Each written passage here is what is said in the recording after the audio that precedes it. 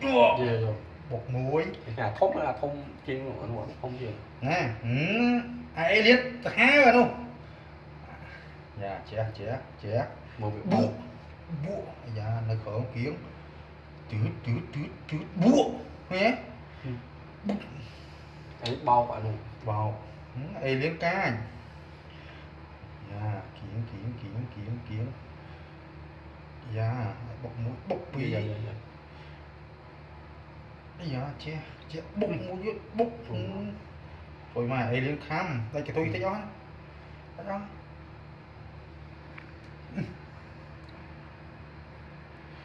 Mà phết đây tôi thích.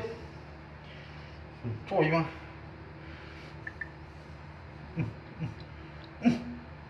Trời mà. Thằng chơi ác chứ. Mày mà thằng chơi ác chứ. Đã. Chia tí luyến. Chia luyến. Bụi rớt rồi. Rớt rồi. Bộ nó su chơi mày. Này cho khám mấy cái. Dạ, bọn tôi nè, bọn tôi. Rồi. Chưa? Không. Thôi mà. Làm. Ngày sợ tắt. Đúng. Phải mà đấy. Sợ rồi, tại mặt này. Thôi mà bụi ấy lên lỗ men. Su. Đặt tất cả đấy. Mình đang xe đi trái mà máu rồi nè không. Bụi này không. Mà đi thầy phòng trái mang trôi chứ. Một con. Hỏi thật sấn. Trời.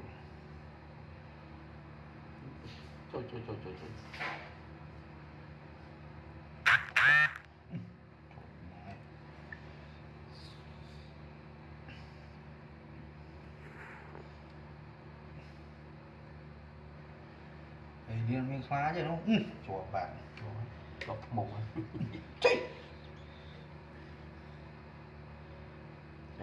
Đẩy một tôi mót nữa. Trời mà khăn thôi. Khăn với.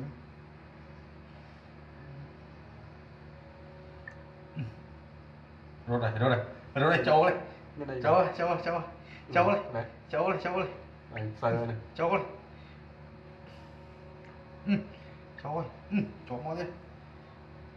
Nè, có